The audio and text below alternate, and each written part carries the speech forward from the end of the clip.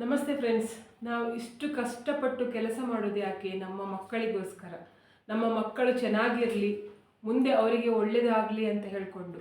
ನಮ್ಮ ಮಕ್ಕಳಿಗೆ ಒಳ್ಳೆಯದಾದರೆ ನಾವು ಕೂಡ ಮುಂದೆ ಖುಷಿಯಾಗಿರ್ಬೋದು. ನಮಗೆ ವಯಸ್ಸಾದ ಸಮಯದಲ್ಲಿ ಅವರು ಚೆನ್ನಾಗಿ ನೋಡ್ಕೊಳ್ತಾರೆ ಅಂತ ಹೇಳಿಕೊಂಡು ನಮ್ಮ ಎಂತೆಲ್ಲ ಆಸೆ ಉಂಟು ನೋಡಿ, ಆ ಆಸೆಯನ್ನೆಲ್ಲ ಮುಚ್ಚಿಟ್ಕೊಂಡು ಮಕ್ಕಳನ್ನು ನಾವು ಚೆನ್ನಾಗಿ ಬೆಳೆಸ್ತಾ ಇರ್ತೇವೆ ನೋಡಿ. ನಮ್ಮ ಸಂತಾನ ಚೆನ್ನಾಗಿರಬೇಕು, ನಮ್ಮ ಮಕ್ಕಳು ಅಭಿವೃದ್ಧಿ ಆಗಬೇಕು, ನಮ್ಮ ಮಕ್ಕಳಿಗೆ ಒಳ್ಳೇದಾಗಬೇಕು ಅಂತ ಹೇಳಿದರೆ ನಾಳೆ ಅಂತ ಹೇಳ್ಕೊಂಡಲ್ಲ, ಇದನ್ನು ನೀವು ಪ್ರತಿದಿನ ಮಾಡಬೇಕು.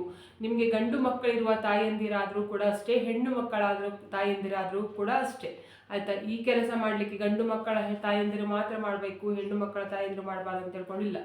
ಈಗಿನ ಕಾಲದಲ್ಲಿ ಗಂಡು ಮಕ್ಕಳು ಎಲ್ಲ ಹೆಣ್ಣು ಮಕ್ಕಳು ಎಲ್ಲ ಒಂದೇ. ಆಯಿತಾ? ಆದ್ದರಿಂದ ನಿಮಗೆ ಹೆಣ್ಣು ಮಕ್ಕಳು ಬೇಕಾದರೆ ಇರಲಿ, ಗಂಡು ಮಕ್ಕಳು ಬೇಕಾದರೆ ಇರಲಿ, ಈ ಕೆಲಸವನ್ನು ನೀವು ಪ್ರತಿದಿನ ನೀವು ಮಾಡಿದರೆ ಏನಾಗುತ್ತಂತ ಹೇಳಿದರೆ ನಿಮ್ಮ ಮಕ್ಕಳು ಖಂಡಿತ ಅಭಿವೃದ್ಧಿ ಆಗ್ತಾರೆ. ಮಕ್ಕಳು ನಿಮ್ಮನ್ನು ಚೆನ್ನಾಗಿ ನೋಡ್ಕೊಳ್ತಾರೆ. ಅದರ ಜೊತೆಗೆ ನಿಮ್ಮ ಗಂಡನ ಅಭಿವೃದ್ಧಿ ಕೂಡ ಆಗುತ್ತೆ, ನೀವು ಕೂಡ ಅಭಿವೃದ್ಧಿ ಆಗುತ್ತೀರಾ, ನಿಮ್ಮ ಮನೆ ಕೂಡ ಏಳಿಗೆ ಆಗುತ್ತೆ. ಆದ್ರಿಂದ ದಯವಿಟ್ಟು ಯಾರಿಗೆಲ್ಲ ನೋಡಿ ನಿಮ್ಮ ಸಂತಾನ ಚೆನ್ನಾಗಿರ್ಬೇಕು ಅಂತ ಹೇಳ್ಕೊಂಡು ಎಣಿಸ್ತದೆ ನೋಡಿ, ಅವರೆಲ್ಲರೂ ಕೂಡ ಪ್ರತಿದಿನ ಈ ಕೆಲಸವನ್ನು ಮಾಡಿ. ಅದು ಆದ್ರೆ ಇದನ್ನು ಕೆಲಸದ ರೀತಿಯಲ್ಲಿ ಮಾಡಬೇಡಿ. ಆಯ್ತಾ? ಮಾಡ್ಲೇಬೇಕಲ್ವಾ ಅಂತ ಹೇಳ್ಕೊಂಡು ಮಾಡಬೇಡಿ, ಅಥವಾ ನಾವು ಪ್ರತಿದಿನ ಇದೊಂದು ಕೆಲಸ ಅಂತ ಹೇಳ್ಕೊಂಡು ಎಣಿಸ್ಕೊಂಡು ಮಾಡ್ಲಿಕ್ಕೆ ಹೋಗಬೇಡಿ.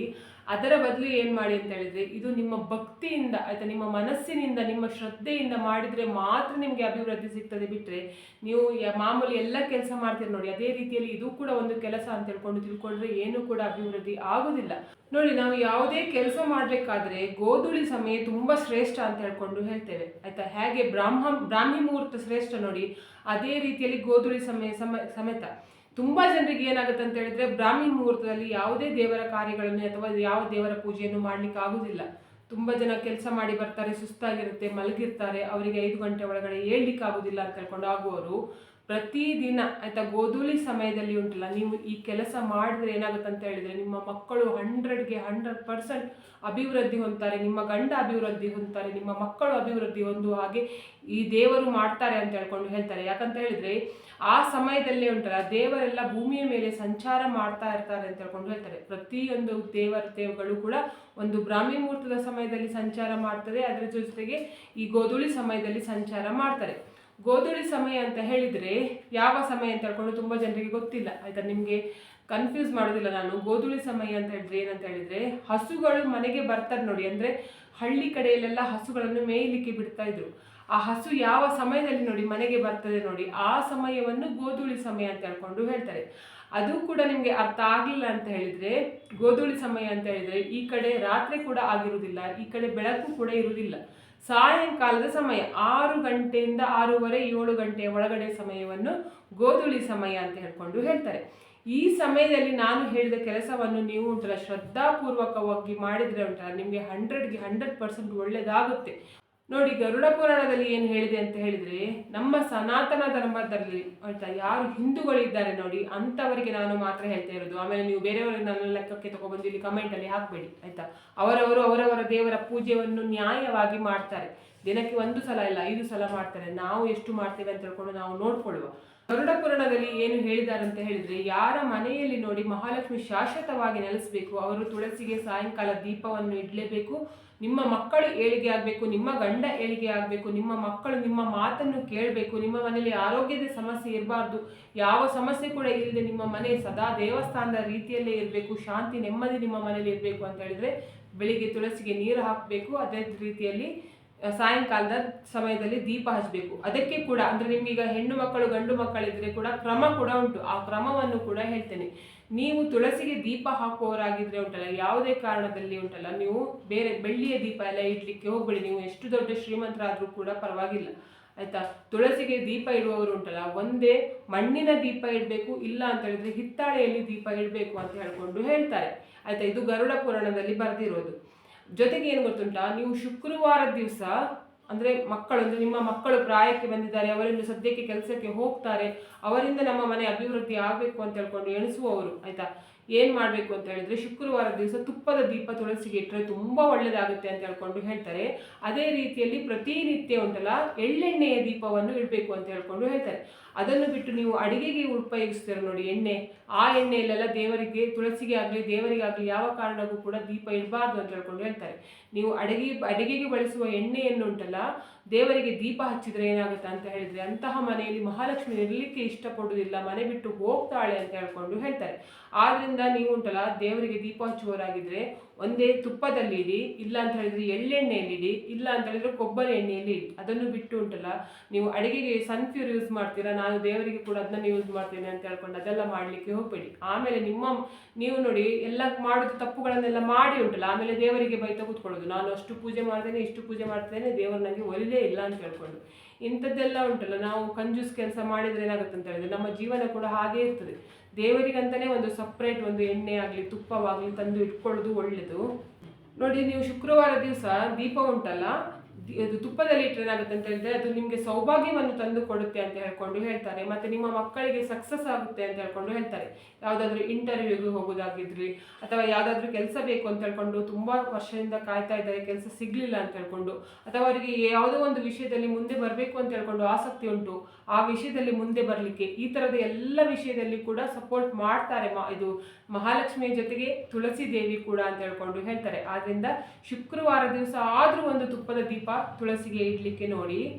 ಇವಾಗ ತುಳಸಿಗೆ ದೀಪ ಇಡ್ತಿರಲ್ಲ ಆ ದೀಪದ ಮುಖ ಉಂಟಲ್ಲ ಒಂದೇ ಉತ್ತರ ದಿಕ್ಕು ನೋಡುವ ಹಾಗೆ ಇರಬೇಕು, ಇಲ್ಲ ಅಂತ ಹೇಳಿದ್ರೆ ಪೂರ್ವ ದಿಕ್ಕು ನೋಡುವ ಹಾಗೆ ಇರಬೇಕು ಆಯ್ತಾ. ನೀವು ಕೆಲವರ ಮನೇಲಿ ಏನು ಮಾಡ್ತಾರೆ ಅಂತ ಹೇಳಿದ್ರೆ ತುಳಸಿ ದೀಪ ಉಂಟಲ್ಲ ಅದು ಮಧ್ಯದಲ್ಲಿ ಇರ್ತದೆ, ಆವಾಗ ಎಲ್ಲ ದಿಕ್ಕು ಕೂಡ ನೋಡ್ತಾ ಇರುತ್ತೆ, ಹಾಗೆ ಏನು ಪ್ರಾಬ್ಲಮ್ ಆಗುದಿಲ್ಲ.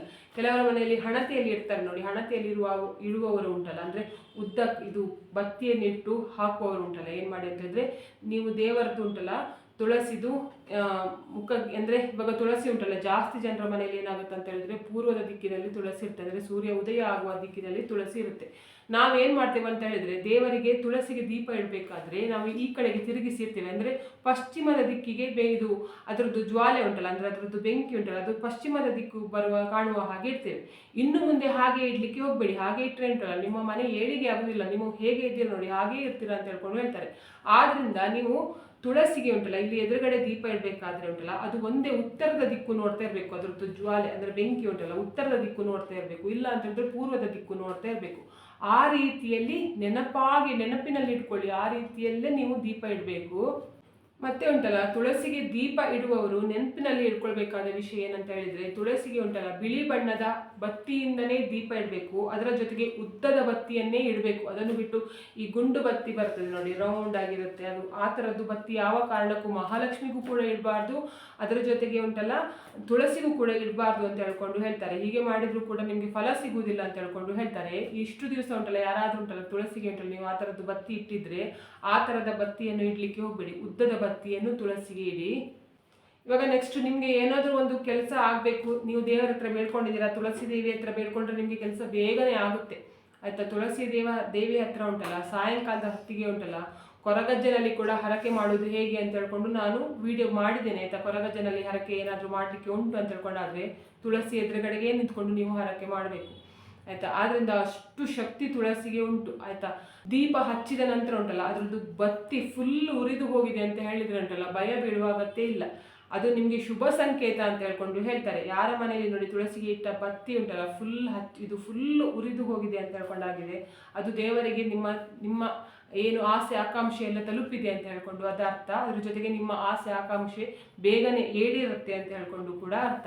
ಆದ್ರಿಂದ ಅದು ಕೂಡ ಹಾಗೆ. ಇನ್ನು ತುಂಬ ಜನರ ಮನೇಲಿ ಏನಾಗುತ್ತೆ ಅಂತ ಹೇಳಿದ್ರೆ ಅದು ಕೂಡ ನಮ್ಮ ಕಡೆ ಆ ಕಡೆದೆಲ್ಲ ಉಂಟಲ್ಲ ಅಂದರೆ ಕರಾವಳಿ ಕಡೆ ಎಲ್ಲ ಹೋದ್ರೆ ಏನಾಗುತ್ತೆ, ಕರಾವಳಿ ಅಂತ ಹೇಳ್ಕೊಂಡಲ್ಲ ಎಲ್ಲ ಕಡೆಯಲ್ಲಿ ಕೂಡ ತುಳಸಿಗೆ ದೀಪ ಇಟ್ಟು ಕೂಡಲೇ ಅದನ್ನು ಬತ್ತಿಯನ್ನು ಕಾಗೆ ಎತ್ಕೊಂಡು ಹೋಗ್ತದೆ. ಹಾಗೆ ಆದರೆ ಅಪಶಕುನ ಅಂತ ಹೇಳ್ಕೊಂಡು ಕೇಳಿದ್ರು.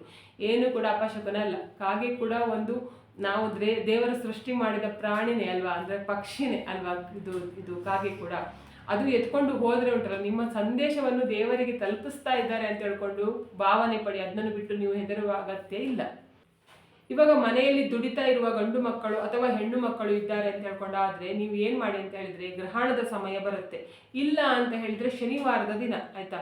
ಗ್ರಹಣ ಕಳೆದ ನಂತರ ಬೇಕಾದರೂ ಈ ಕೆಲಸ ಮಾಡ್ಬೋದು. ಈಗ ನಾಳೆನೇ ಗ್ರಹಣ ಉಂಟು ಆಯ್ತಾ, ನಾಳೆ ಕೂಡ ಮಾಡ್ಬೋದು ಅಥವಾ ಪ್ರತಿ ಶನಿವಾರ ಕೂಡ ಮಾಡ್ಬೋದು. ಏನಂತ ಹೇಳಿದ್ರೆ ಪಂಚಮುಖದ ದೀಪವನ್ನು ತುಳಸಿಗೆ ಇಟ್ಟರೆ ತುಂಬ ಒಳ್ಳೆಯದಾಗುತ್ತೆ ಅಂತ ಹೇಳ್ಕೊಂಡು ಹೇಳ್ತಾರೆ. ಇವಾಗ ಪಂಚಮುಖದ ನಿಮ್ಮ ಹತ್ರ ಹಣತೆ ಇಲ್ಲ ಅಂತ ಹೇಳ್ಕೊಂಡಾದ್ರೆ ನೀವೇ ಬೇಕಾದರೆ ಅಂದರೆ ಒಂದು ದೀಪವನ್ನು ಇಟ್ಟು 5 ಬತ್ತಿಯನ್ನು ಉಂಟಲ್ಲ 5 ದಿಕ್ಕು ನೋಡುವ ಹಾಗೆ ಇಟ್ಟು ಉಂಟಲ್ಲ ನೀವು ಇದು ತುಳಸಿಗೆ ದೀಪ ಹಚ್ಕೊಂಡು ನೀವು ಏನು ಬೇಡ್ಕೊಂಡ್ರು ಕೂಡ ನಿಮ್ಮ ಮಕ್ಕಳು ಅಭಿವೃದ್ಧಿ ಆಗಬೇಕು, ನಿಮ್ಮ ಮಕ್ಕಳಿಗೆ ಒಳ್ಳೇದಾಗಬೇಕು, ಅಥವಾ ನಿಮ್ಮ ಗಂಡನಿಗೆ ಒಳ್ಳೇದಾಗಬೇಕು, ಮನೆ ಅಭಿವೃದ್ಧಿ ಆಗಬೇಕು, ಏನು ಬೇಡ್ಕೊಂಡ್ರು ಕೂಡ ಆಗುತ್ತೆ ಅಂತ ಹೇಳ್ಕೊಂಡು ಹೇಳ್ತಾರೆ.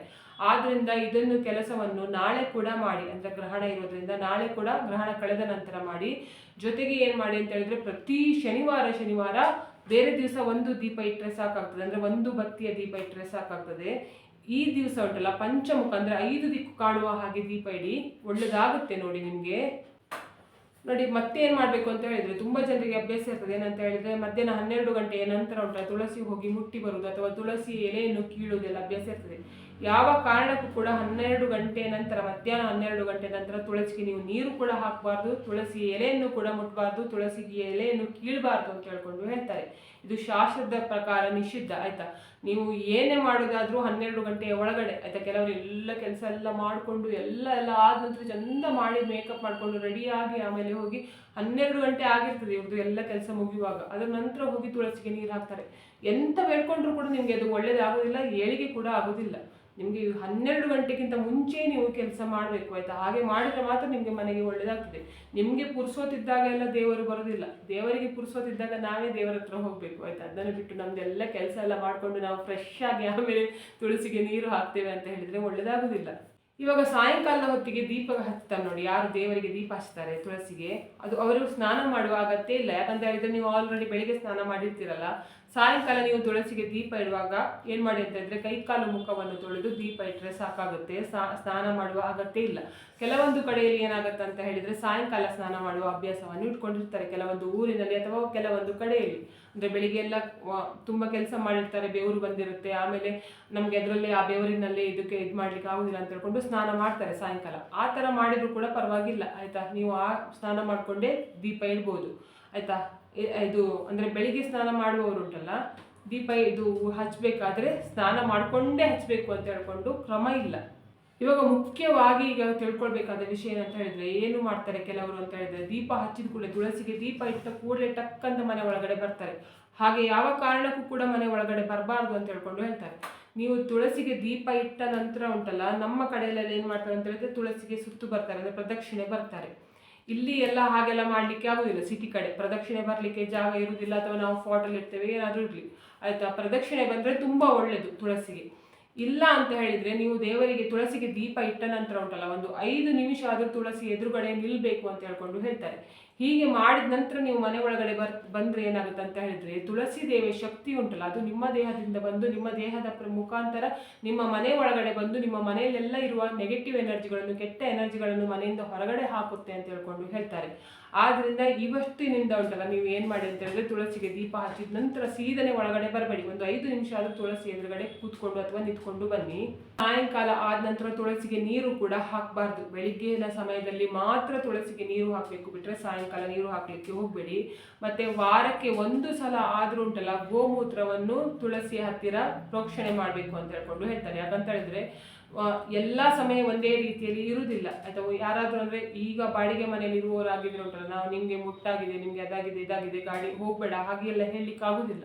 ಆದ್ದರಿಂದ ಉಂಟಲ್ಲ ಸೂತಕದವರು ಬರ್ತಾರೆ, ಮುಟ್ಟಾದವರು ಬರ್ತಾರೆ, ಸ್ನಾನ ಮಾಡದೆ ಅಂದರೆ ಏನಾದರೂ ಮಾಡಿಕೊಂಡು ಸ್ನಾನ ಮಾಡದೆ ಕೂಡ ಹಾಗೆ ಬರುವವರು ಕೂಡ ಇರ್ತಾರೆ. ಕೆಲವರು ವಾರಕ್ಕೆ 1 ಸಲ ಸ್ನಾನ ಮಾಡಿಕೊಂಡು ಉಂಟಲ್ಲ ಆ ಥರದವರು ಅವರವರು ಏನೇನೋ ಮಾಡ್ಕೊಂಡಿರ್ತಾರೆ. ನಮಗೆ ಅದೆಲ್ಲ ಅಗತ್ಯ ಇಲ್ಲ ಆಯಿತಾ. ಏನೇ ಬೇಕಾದರೆ ಇರಲಿ, ನಿಮ್ಮ ಮನೆಯಲ್ಲಿ ತುಳಸಿ ದೇವಿ ಉಂಟಲ್ಲ ಚೆನ್ನಾಗಿರಬೇಕು, ನಿಮ್ಮ ಮನೆಯಲ್ಲಿ ತುಳಸಿ ಚೆನ್ನಾಗಿ ಬೆಳಿಬೇಕು, ಅಥವಾ ತುಳಸಿ ದೇವಿಯ ಆಶೀರ್ವಾದ ನಿಮ್ಮ ಮನೆಯಲ್ಲಿ ಇರಬೇಕು ಅಂತ ಹೇಳಿದ್ರೆ ವಾರಕ್ಕೆ 1 ಸಲ ಆದರೂ ಗೋಮೂತ್ರದಿಂದ ತುಳಸಿ ಗಿಡವನ್ನು ಶುದ್ಧ ಮಾಡಿ. ಮತ್ತು ತುಳಸಿಗೆ ದೀಪ ಇಡುವವರು ನೆನ್ಪಿಟ್ಕೊಳ್ಬೇಕು ಏನಂತ ಹೇಳಿದರೆ ತುಳಸಿ ಒಣಗಿದ್ದೆ ಉಂಟಲ್ಲ ಅಂತಹ ತುಳಸಿಗೆ ದೀಪ ಇಡಬಾರ್ದು ಅಂತ ಹೇಳ್ಕೊಂಡು ಹೇಳ್ತಾರೆ ಆಯಿತಾ. ಹಸುರಾಗಿರುವ ಗಿಡಕ್ಕೆ ಮಾತ್ರ ದೀಪ ಇಡಬೇಕು, ಅದನ್ನು ಬಿಟ್ಟು ನೀವು ಒಣಗಿರುವ ಇದು ತುಳಸಿ ಗಿಡವನ್ನು ಕೂಡ ಮನೆಯ ಹತ್ತಿರ ಇಟ್ಕೊಳ್ಬಾರ್ದು, ಅದು ನೆಗೆಟಿವ್ ಅನ್ನು ಎಳ್ಕೊಳ್ತದೆ ಮತ್ತು ನಿಮ್ಮ ಮನೆ ಒಳಗಡೆ ಬರುವ ಹಾಗೆ ಮಾಡ್ತಿದೆ ಅಂತ ಹೇಳ್ಕೊಂಡು ಹೇಳ್ತಾರೆ. ನಿಮಗೆ ಇದು ತುಳಸಿ ಗಿಡವೇ ಸೂಚನೆ ನೀಡ್ತಾ ಇರ್ತದೆ, ನಿಮಗೆ ಕೆಟ್ಟದಾಗುವ ಏನಾದರೂ ಪರಿಸ್ಥಿತಿ ಬಂದರೆ, ಅಂದರೆ ನಿಮ್ಮ ಮನೆಯಲ್ಲಿ ಯಾರಿಗಾದರೂ ಸಾವು ಸಂಭವಿಸ್ಬೋದು, ಅಥವಾ ನೀವು ಕೆಲಸದಲ್ಲಿ ಲಾಸ್ ಆಗ್ಬೋದು, ಅಥವಾ ನಿಮಗೆ ಹುಷಾರು ತಪ್ಪಬಹುದು, ಅಥವಾ ನಿಮ್ಮ ಮನೆಯಲ್ಲಿ ಗಲಾಟೆಗಳು ಅಥವಾ ಏನಾದರೂ ಒಂದು ತೊಂದರೆ ಆಗಬಹುದು, ಯಾರಾದರೂ ನಿಮಗೆ ನೆಗೆಟಿವ್ ಶಕ್ತಿಗಳನ್ನು ಬಿಟ್ಟಿರ್ಬೋದು, ಅಥವಾ ಏನಾದರೂ ವಾಮಾಚಾರ ಮಾಡಿರ್ಬೋದು ಆಯಿತಾ. ಕೆಟ್ಟ ಕಣ್ಣಿನ ದೃಷ್ಟಿ ನಿಮ್ಮ ಮೇಲೆ ಹಾಕಿರಬಹುದು. ನಿಮ್ಮ ಸಂಸಾರ ಕೂಡು ಸಂಸಾರವನ್ನು ನೋಡ್ಲಿಕ್ಕಾಗದೆ ಅವರ ಸಂಸಾರವನ್ನು ಒಡಿಬೇಕು ಅಂತ ಹೇಳ್ಕೊಂಡು ಬಯಸುವವರೆಲ್ಲ ಇರಬಹುದು. ಅಂತಹದ್ದು ಎಂತ ಇದ್ರೂ ಕೂಡ ತುಳಸಿ ನಿಮಗೆ ಸೂಚನೆ ಕೊಡ್ತದೆ. ಆದ್ದರಿಂದ ತುಳಸಿ ಗಿಡ ಒಣಗ್ತಾ ಉಂಟು ಅಂತ ಹೇಳ್ಕೊಂಡಾದ್ರೆ, ಅಥವಾ ನಿಮ್ಮ ತುಳಸಿ ಗಿಡ ಏನು ಮಾಡಿದ್ರು ಕೂಡ, ಏನು ಹಾಕಿದ್ರು ಕೂಡ ಅದು ಚೆನ್ನಾಗಿ ಬೆಳೀತಾ ಇಲ್ಲ ಅಂತ ಹೇಳ್ಕೊಂಡಾದ್ರೆ ನಿಮ್ಮ ಮನೆಯಲ್ಲಿ ಒಂದು ಸಮಸ್ಯೆ ಉಂಟು ಅಂತ ಹೇಳ್ಕೊಂಡು ಅರ್ಥ. ಆದ್ದರಿಂದ ಉಂಟಲ್ಲ, ನೀವು ಏನು ಮಾಡಿ ಅಂತ ಹೇಳಿದ್ರೆ ಅದನ್ನು ತೆಗೆದು ಯಾವ ದಿವಸ ಗಿಡ ತೆಗಿಬೇಕು ಅದನ್ನು ಕೂಡ ನಾನು ಒಂದು ವಿಡಿಯೋ ಮಾಡ್ತೇನೆ. ನೆಕ್ಸ್ಟ್ ತೆಗೆದು ಏನು ಮಾಡಿ ಅಂತ ಹೇಳಿದ್ರೆ ಹೊಸ ತುಳಸಿ ಗಿಡವನ್ನು ನೆಡಿ. ಆದ ನಂತರ ನೀವು ಪ್ರತಿದಿನ ತುಳಸಿಗೆ ದೀಪ ಇಡುವುದನ್ನು ಮರಿಬೇಡಿ. ಹೀಗೆ ಮಾಡಿದ್ರೆ ಉಂಟಲ್ಲ, ಮನೆಗೆ ಒಳ್ಳೆಯದಾಗುತ್ತೆ, ಮನೆಗೆ ಏಳಿಗೆ ಆಗುತ್ತೆ. ಯಾರು ಎಂತಹ ಕೆಟ್ಟ ಶಕ್ತಿಯನ್ನು ಕಳಿಸಿದ್ರು ಕೂಡ, ಅಥವಾ ಯಾವುದು ಕೆಟ್ಟದ್ದು ಮಾಡಿದ್ರು ಕೂಡ ಅದು ನಿಮಗೆ ತಾಗುವುದಿಲ್ಲ. ನಿಮಗೆ ತಾಗುವುದಕ್ಕಿಂತ ಮುಂಚೆ ತುಳಸಿ ಗಿಡ ಅದನ್ನು ಎಳ್ಕೊಂಡು, ಅಂದರೆ ಆಯಸ್ಕಾಂತದ ರೀತಿಯಲ್ಲಿ ಅದು ಎಳ್ಕೊಂಡು ನಿಮ್ಮನ್ನು ನೀವು ಚೆನ್ನಾಗಿರುವ ಹಾಗೆ ನೋಡ್ಕೊಳುತ್ತೆ ತುಳಸಿ ಗಿಡ ಅಂತ ಹೇಳ್ಕೊಂಡು ಹೇಳ್ತಾರೆ. ಆದ್ದರಿಂದ ಇದನ್ನು ಕೂಡ ನೆನಪಿಟ್ಕೊಳ್ಬೇಕು. ಇವಾಗ ಮತ್ತೆ ತುಳಸಿ ಗಿಡದ ಹತ್ರ ಯಾವ ಕಾರಣಕ್ಕೂ ಕೂಡ ಚಪ್ಪಲಿ ಹಾಕೊಂಡು ನಡಿಬಾರ್ದು ಅಂತ ಹೇಳ್ಕೊಂಡು ಹೇಳ್ತಾರೆ, ಅಥವಾ ಚಪ್ಪಲಿಯನ್ನು ಇಡಬಾರ್ದು, ಮತ್ತೆ ಪೊರಕೆಯನ್ನು ಇಡಬಾರ್ದು, ಅದರ ಜೊತೆಗೆ ಕಸದ ಬುಟ್ಟಿಯನ್ನು ಇಡಬಾರ್ದು. ಮುಟ್ಟಾದ ಹೆಂಗಸರು ಆದಷ್ಟು ಮುಟ್ಟದೇ ಇರುವ ಹಾಗೆ ತುಳಸಿ ಗಿಡವನ್ನು ನೋಡ್ಕೊಳ್ಬೇಕು ಅಂತ ಹೇಳ್ಕೊಂಡು ಹೇಳ್ತಾರೆ. ತುಳಸಿಯ ದೀಪ ಉಂಟಲ್ಲ, ನೀವು ದೀಪ ಇಟ್ಟ ನಂತರ ಆ ದೀಪ ಉಂಟಲ್ಲ ನಿಮ್ಮ ಕಡೆಗೆ ಬಾಗ್ತಾ ಉಂಟು, ನಿಮ್ಮ ಕಡೆಗೆ ಬರ್ತಾ ಉಂಟು ಅಂತ ಹೇಳ್ಕೊಂಡಾದ್ರೆ ತುಳಸಿ ದೇವಿಯೇ ನಿಮ್ಮ ಹತ್ತಿರ ಏನೋ ಮಾತಾಡ್ತಾ ಇದ್ದಾರೆ ಅಂತ ಹೇಳ್ಕೊಂಡು ಅರ್ಥ ಆಯ್ತಾ. ಆದ್ರಿಂದ ನಿಮಗೆ ತುಳಸಿ ದೇವಿ ಉಂಟಲ್ಲ, ಅದು ನೀವು ಹಾಕಿರೋ ದೀಪ ಉಂಟಲ್ಲ ನಿಮ್ಮ ಕಡೆಗೆ ಬರ್ತಾ ಉಂಟು ಅಂತ ಹೇಳ್ಕೊಂಡಾದ್ರೆ ಉಂಟಲ್ಲ, ಒಂದು ಹೊತ್ತು ಅಥವಾ ಸ್ವಲ್ಪ ಹೊತ್ತು ಅಲ್ಲಿ ಕೂತ್ಕೊಂಡು ನಿಮ್ಮ ಕಷ್ಟ ಸುಖವನ್ನು, ನಿಮ್ಗೆ ಏನೆಲ್ಲ ಪ್ರಾಬ್ಲಮ್ ಉಂಟು ನೋಡಿ ಅದನ್ನೆಲ್ಲ ತುಳಸಿ ದೇವಿ ಹತ್ರ ಹೇಳ್ಕೊಳ್ಳಿ, ಅದೆಲ್ಲದೂ ಸರಿಯಾಗುತ್ತೆ ಅಂತ ಹೇಳ್ಕೊಂಡು ಹೇಳ್ತಾರೆ. ನೋಡಿದ್ರಲ್ಲ, ನಾನು ನಿಮ್ಗೆ ವಯಸ್ಸಿಗೆ ಬಂದ ಮಕ್ಕಳಿದ್ರೆ, ಕೆಲಸಕ್ಕೆ ಹೋಗ್ಬೇಕು ಅಂತ ಹೇಳ್ಕೊಂಡು ಬಯಸ್ತಾ ಇದ್ದಾರೆ, ಕೆಲಸ ಸಿಗ್ಬೇಕು ಅಂತ ಹೇಳ್ಕೊಂಡಿರುವ ಮಕ್ಕಳಿದ್ರೆ, ನಿಮ್ಮ ಎದೆ ಮಟ್ಟಕ್ಕೆ ಬಂದಿರುವ ಮಕ್ಕಳಿದ್ರೆ, ಯಾವುದೇ ಗಂಡಾಗಲಿ ಹೆಣ್ಣು ಆಗಿರಲಿ ಆಯ್ತಾ, ಏನು ಮಾಡಬೇಕು ಅಂತ ಹೇಳ್ಕೊಂಡು ಹೇಳಿದ್ದೇನೆ. ನಿಮ್ಮ ಮನೆ ಏಳಿಗೆ ಆಗೋದು ಬಿಡೋದು ನಿಮ್ಮ ಕೈಯಲ್ಲಿ ಬಿಟ್ಟಿದ್ದು ಆಯ್ತಾ. ನಾನು ಹೇಳಿದೆ ಅಂತ ಹೇಳ್ಕೊಂಡು ನೀವು ಮಾಡ್ಬೇಕಂತ ಇಲ್ಲ. ನಿಮ್ಮ ಮನೆ ಏಳಿಗೆ ಆಗಬೇಕು ಅಂತ ಹೇಳ್ಕೊಂಡಾದ್ರೆ ಮಾತ್ರ ಈ ಕೆಲಸ ಮಾಡಿ. ನಮಗೆ ಮನೆ ಹೀಗೆ ಇರಲಿ ಅಂತ ಹೇಳ್ಕೊಂಡಿದ್ರೆ ಸುಮ್ಮನೆ ಬಿಡಿ, ಮಾಡ್ಬೇಕಂತ ಹೇಳ್ಕೊಂಡು ಇಲ್ಲ. ಮತ್ತು ಇವತ್ತಿನ ವಿಡಿಯೋ ನಿಮಗೆ ಇಷ್ಟ ಆದರೆ ಪ್ಲೀಸ್ ಈ ವಿಡಿಯೋಗೆ ಲೈಕ್ ಮಾಡಿ, ಆದಷ್ಟು ಜನರಿಗೆ ವಿಡಿಯೋವನ್ನು ಶೇರ್ ಮಾಡಿ, ಕಮೆಂಟ್ ಮಾಡಿ, ನನ್ನ ಚಾನಲ್ಗೆ ಸಬ್ಸ್ಕ್ರೈಬ್ ಆಗಿ. ನನ್ನ ಚಾನಲ್ಗೆ ಸಬ್ಸ್ಕ್ರೈಬ್ ಆದಾಗ ಒಂದು ಸಪೋರ್ಟ್ ಸಿಕ್ಕಿದ ಹಾಗೆ ಆಗ್ತದೆ. ಮತ್ತು ನಾನು ಹೀಗೆ ಒಳ್ಳೆ ವಿಡಿಯೋನ ನಿಮ್ಮ ಜೊತೆಗೆ ಶೇರ್ ಮಾಡ್ತೇನೆ. ಇವತ್ತಿನ ವಿಡಿಯೋ ಯಾರೆಲ್ಲ ನೋಡಿದಿರ ಅಥವಾ ನೋಡಲಿಲ್ಲ ಎಲ್ಲರಿಗೂ ಕೂಡ ಒಳ್ಳೆಯದಾಗಲಿ ಅಂತ ನಾನು ಕೂಡ ದೇವರಲ್ಲಿ ಬೇಡ್ಕೊಳ್ತಿದ್ದೇನೆ. ಎಲ್ಲರಿಗೂ ಒಳ್ಳೆಯದಾಗಲಿ.